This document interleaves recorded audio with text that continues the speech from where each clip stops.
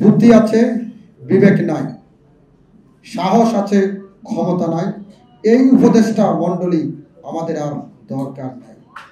সংস্কার সংস্কার আজকে আমরা গত 9 মাস আমরা শুনে আসছি। আজকে যারা গণমাধ্যম আছেন তাদের প্রতি অনুরোধ করতে চাই বিনয়ের সহিত, যে সংস্কারের কথা বারবার বলা হচ্ছে, এই 9 মাসে গত সরকারের ব্যাংক লুটেরারা যে পরিমাণ লুটপাট করে গেছে, ব্যাংক খাতে আমরা দৃশ্যনীয় কিছু দেখি না। বাংলাদেশে প্রায় 10টির উপরে ব্যাংক গ্রাহক তার লেনদেন করতে পারছে না, আর্থিকভাবে গ্রাহক তার খুবই সংকটে আছে। এবং স্বাস্থ্য খাতে কি পরিমাণ দুর্নীতি হয়েছে, কোনো সংস্কার হয়নি। এই বিষয়গুলি নিয়ে আমরা অনেকেই কথা বলি না, আমরা শুধু নির্বাচন নির্বাচন নির্বাচন নিয়ে আছি। জনগণের যে মৌলিক আকাঙ্ক্ষা, জনগণের যে মৌলিক চাহিদা, যে চাহিদার জন্য জনগণ জুলাই আগস্টের মতন রাস্তায় দাঁড়িয়ে বিভিন্ন রাজনৈতিক দলের সাথে কাঁধে কাঁধ মিলিয়ে তাদের জীবনকে বিলিয়ে দিয়েছেন, উৎসর্গ করে দিয়েছেন দেশ ও জাতির কল্যাণে। একজন ফ্যাসিস্ট শেখ হাসিনা বিদায় হোক সবাই চেয়েছিলেন, কিন্তু আজও কি আমরা জনগণের সেই কাঙ্ক্ষিত স্বপ্ন পূরণ করতে পেরেছি কিনা?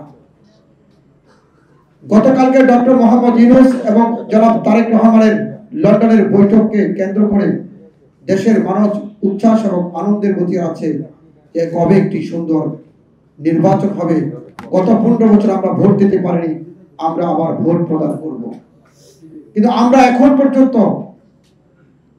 প্রেস কনফারেন্সের মাধ্যমে যৌথভাবে করেছেন, আমরা এখন পর্যন্ত জনগণের আশা আকাঙ্ক্ষা নিয়ে, ব্যাংক লুটেরাদেরকে নিয়ে কোনো কথা বলতে আমরা দেখিনি। আমরা দেখিনি স্বাস্থ্যখাতের যে অবনতি, সেটি উন্নতির কোনো কথা বলতে দেখিনি। যতক্ষণ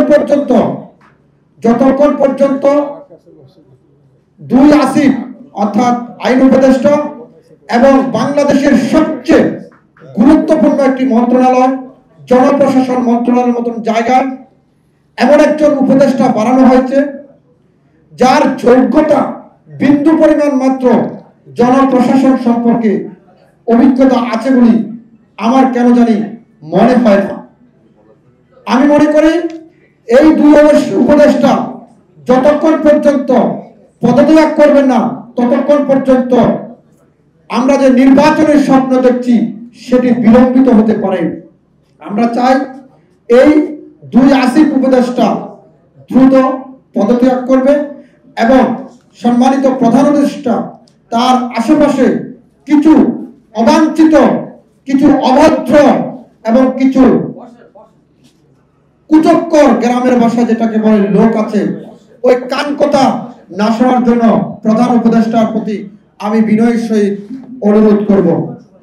তার সাথে আমি বলবো, দেশ ও জাতির কল্যাণে আমরা একটি গঠন এবং সুন্দর নির্বাচন চাই।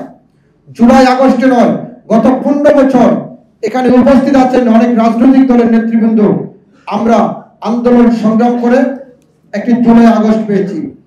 আজকে যারা এনসিপি করে নেতৃত্ব দিয়েছেন, তাদের কিছু নেতা সামনের সারিতে আসার কারণে, তাদের সাহসী নেতৃত্বের কারণে আজকে আমরা সুন্দর একটি বাংলাদেশ এবং জুলাই আগস্ট পেয়েছি।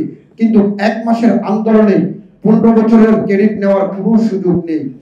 আমরা তাদেরকেও বলবো, বিএনপি একটি বড় রাজনৈতিক দল, বিএনপি একটি বড় সংগঠন, তাদেরকে নিয়ে কথা বলার আগে আপনাদেরকে লেখাপড়া করতে হবে, চিন্তা করতে হবে। কারণ আপনারা আপনাদের পিতাদের সাথে কথা বলছেন, শিক্ষকের সাথে কথা বলছেন, কিভাবে কথা বলতে হয়, কিভাবে মুখের ভাষা হওয়া উচিত, সেটি আপনাদেরকে জ্ঞান অর্জন করতে হবে।